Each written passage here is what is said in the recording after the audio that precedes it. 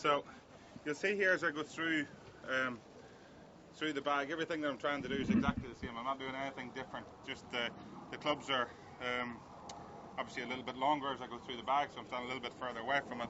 But I'm trying to do the same thing. I'm trying to turn back and turn through without any movement this way or this way. So this is my 9-iron, and I'm just basically making the same swing as I was with the lob wedge. There's nothing any different. 7-iron is, you're asking the wrong person. You should ask Wobbly, he'll tell you what it is. About 160, 168, something like that. But again, it all depends, you know, what sort of shot I'm trying to hit. But the standard one's 168.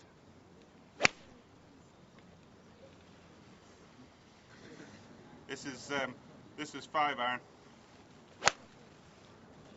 Oh, that would have been in the water yesterday, that one. I'll come back to it now, but I'm just going through the bag, trying to show you that I just make the same swing with whatever club. I'm not trying to do anything different. This is 3-iron. And now when most amateurs they play with, they're trying to get a long iron in their hand, they go, oh, what they're going to do, and they all end up trying to go this way to help it up in the air. What we do is just try and make the same swing, turn through it. We're not trying to do anything different with the 3-iron.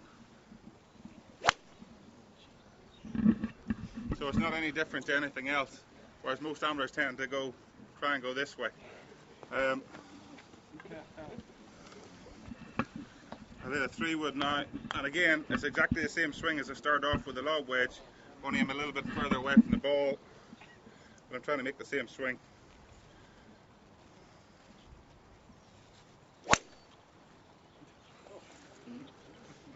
So there's really nothing any different swing-wise with the line of my swing, what I'm trying to do. Whenever we get, when it gets to be a little bit windy, I'll hit one more thing. Let it driver just to show you the same thing. This is driver, and again, one of the things I see week in, week out in pro-ams is that amateurs tend to try and go this way to help it up in the air, and they move all over the place, and it goes right, left, all over the place. So for us, we just try and do the same thing. Same swing, same posture, same speed, and hope it goes straight. So there's nothing really any different. Looked alright, that one. I got lucky again. Ball position. If we the two biggest faults that I see in the pro-ams, one is this, and the other one is that most amateurs have the ball too far back in their stance. Too far back in their stance means that they get here and they've got to back up and stuff, so you need to have a pretty consistent ball position. And a standard one is just inside your left heel. That's where it should be for nearly every shot. So if I want to hit a standard flight, just flight it normal with a 5-iron, it's just inside my left heel. That's a pretty standard flight for a 5-iron. If I want to play somewhere where it's windy, I want to hit it a bit lower, I just move it back more towards my right foot and make the same swing, and the ball will go out lower.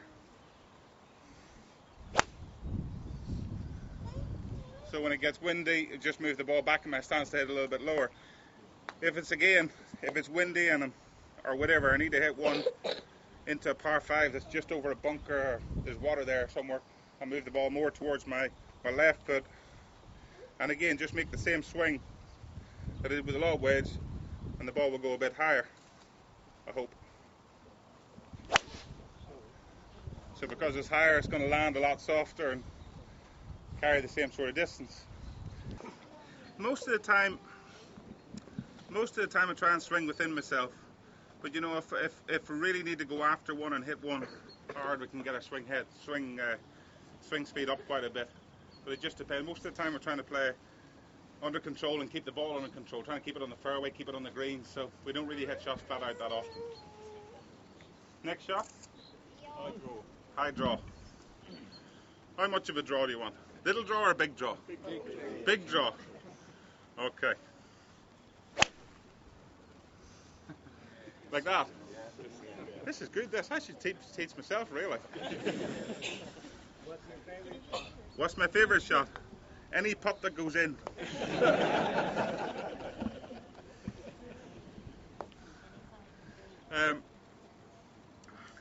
Again, I'll just hit a standard one again, going back to my basics at the start, which was just turn back, turn through without my body moving back or forth.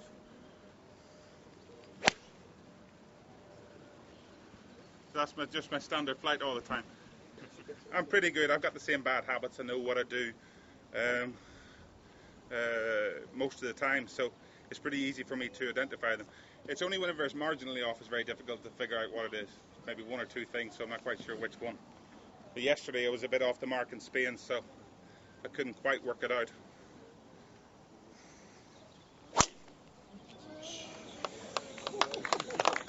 The tee there, see, still there. I'll try and hit this one down a little bit. That's the difficult one. This is very easy. I'd love to be able to use this all the time, but you can't. There's a legal limit on what height of tee you can use. What's my favourite golf course? I've got quite a few.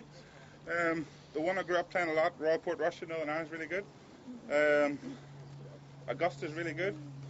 The one this week, TPC Sawgrass, which I'll be, like you probably watched on television this week, unfortunately, but it's pretty good. It's demanding, but it's good.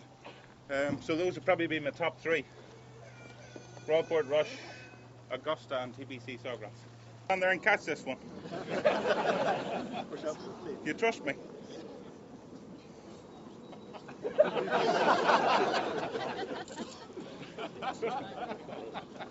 No, come a bit closer.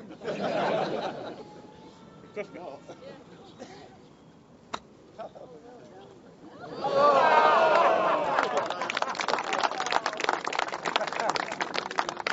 I was going to knife it straight at you there. I get the short game one with hitting little chips to wherever you want to hit it to. Most things I see all the time are amateurs try to hit the ball low to high, try and scoop it up all the time. Often the clubs are designed to get the ball up in the air. So if you watch the pros, we always go club head high to low. So we're completely up. We're always hitting down on the ball. Amateurs are always trying to scoop the ball up, and that's the biggest difference with a lot. You know, you've got to be able. At the bottom of all sand wedges and lob wedges is what we call bounce at the bottom of the club, and that helps the club come into the ground, and so it doesn't go straight down into the ground. To use the bounce, and that's what gets the ball up. So, you know, if I was going to say one thing, it would be to think about the club head going a little bit more high to low as opposed to going this way. So if I want to hit one,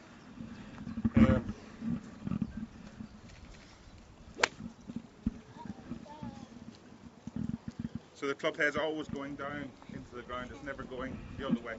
If you're going to go the other way, if you're going low to high, then you thin it, you knife it, you do all sorts of stuff, all of bad stuff. Well, that's because, yeah, if I want to hit a high one, it's if you can imagine playing tennis. If you want to hit a hard shot, the tennis players, if they want to hit a hard shot, they hit a forehand drive, they get from here and they go that way. If they want to hit a drop shot just over the net, they go that way. So it's the same thing for one of these sort of shots that you're trying to just cut up and land very soft.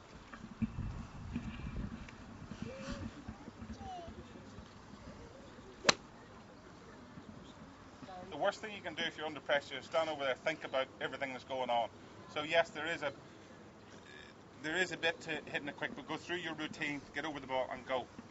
You stand over the ball, you think about the pressure, you freeze. Everybody freezes because your mind's going so fast. So the more you got to do your work before you get into it, and when you step in and hit the ball, hit it and go. That's the whole secret to playing under pressure. And you're much better off under pressure hitting a hard shot than you are trying to hit a soft shot. So you see, when you're really under pressure, you'll see Tiger's under pressure. He hits it harder and harder and harder when he's under pressure. It's just that's what to do. So Torrey Pines is going to be a brutal US Open venue. It's It's a really, really good golf course. I've played it in the Buick about 5 or 6 times, I think. But with rough, it's going to be a brutal golf course. It's tough enough when we play it early season in over there, but you know, it'll be.